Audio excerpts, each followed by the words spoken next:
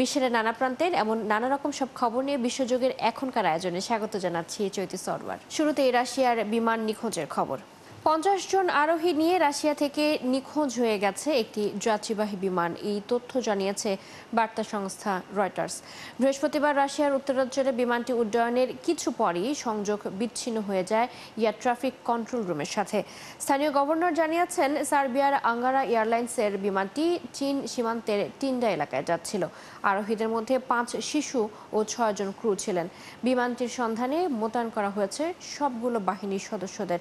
তবে সরকারি বিভিন্ন দপ্তর বলছে বিমানের যাত্রী সংখ্যা ছিল 40 জন। জলবায়ু পরিবর্তনকে তাৎক্ষণিক ও অস্তিত্বগত হুমকি বলে এর প্রতিকার চাওয়ার অধিকার রেখে ঐতিহাসিক রায় দিয়েছে আন্তর্জাতিক আদালত। রায়ে বলা হয়েছে, অতিরিক্ত কার্বন নিঃসরণের দায়ে এক দেশের বিরুদ্ধে মামলা করতে পারবে আরেক দেশ। বিস্তারিত জানাচ্ছেন আফসানা শাওন। নজির সৃষ্টি করেছে জাতিসংঘের সর্বোচ্চ আদালত। এখন থেকে অতিরিক্ত কার্বন নির্গমন করলে মামলা করতে পারবে ভুক্তভোগী যে কোনো দেশ। এমনকি এ ধরনের মামলায় যুগ যুগ ধরে কার্বন নিঃসরণের অভিযোগ আনার সুযোগও রাখা হয়েছে। আইসিজে বিচারক রায়ে বলেছেন, জলবায়ু পরিবর্তনের কোন অংশের জন্য কে দায়ী সেই ফয়সালা করাটা জটিল হয়ে উঠতে পারে। আইসিজেতে প্রথমবারের মতো 2019 সালে এ ধরনের মামলা করেছিলেন প্রশান্ত মহাসাগরীয় দ্বীপপুঞ্জের একদল তরুণ আইন শিক্ষার্থী। জলবায়ু পরিবর্তনের প্রভাবে অতি ঝুঁকিতে থাকা দেশগুলোর জন্য এই রায়কে একটা বিজয় হিসেবে ধরা হচ্ছে। আদালতে যখন রায় পড়া চলছিল, তখন আদালতের বাইরে বিক্ষোভ করছিলেন পরিবেশ কর্মীরা। জলবায়ু পরিবর্তনের প্রভাব মোকাবেলায় জোরালো পদক্ষেপের দাবি জানান তারা। একই সময় ব্রাজিলে অ্যামাজন বন উজাড় হওয়া বন্ধ এবং অ্যামাজন রক্ষার দাবিতে বিক্ষোভ করেন পরিবেশ কর্মীরা। আগামী বছর COP30 জলবায়ু সম্মেলনে এ বিষয়ে সিদ্ধান্তে আসার দাবি জানান তারা।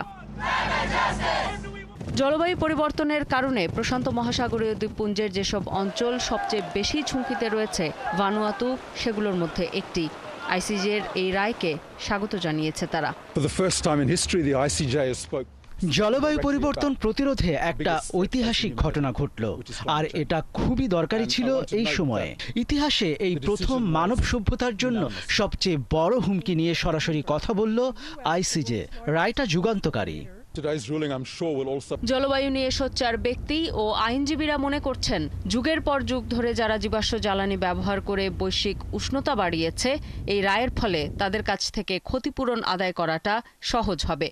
তবে যুক্তরাজ্য সহ উন্নত দেশগুলো বলছে, 2015 সালের প্যারিস চুক্তি সহ যেসব সমঝোতা হয়েছে সেগুলোই যথেষ্ট।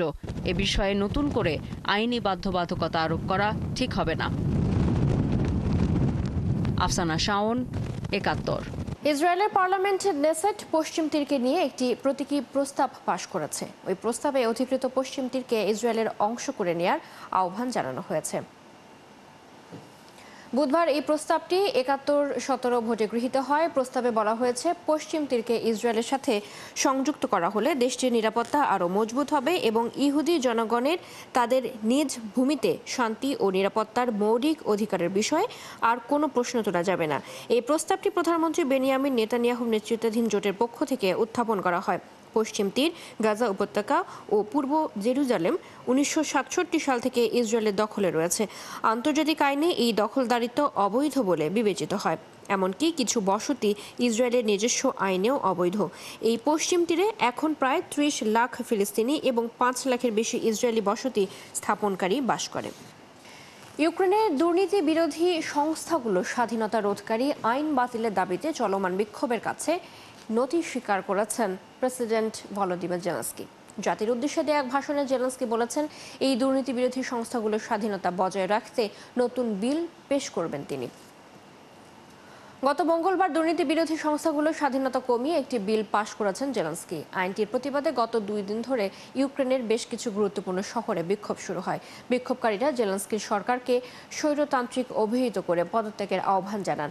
কারফিউ ভেঙেও চলে বিক্ষোভ নিয়ে ইউরোপীয় কমিশন সতর্ক করে জানিয়েছে, এই সিদ্ধান্ত ইউক্রেনের ইইউ সদস্যপদ পাওয়ার পথে বড় বাধা হয়ে দাঁড়াতে পারে। এরপরই এক ভাষণে জেলেনস্কি বলেন, দুর্নীতি দমন সংস্থাগুলো তাদের কাজ চালিয়ে যাবে, তবে তাদের রুশ দুষ্প্রভাব থেকে মুক্ত করতে হবে। এই ছিল আজকের আয়োজনে বিশ্বের নানা প্রান্তের নানা রকম সব খবরে নিয়ে কাল সকাল 9:30টায় আবারও হাজির হবে বিশ্বযোগ।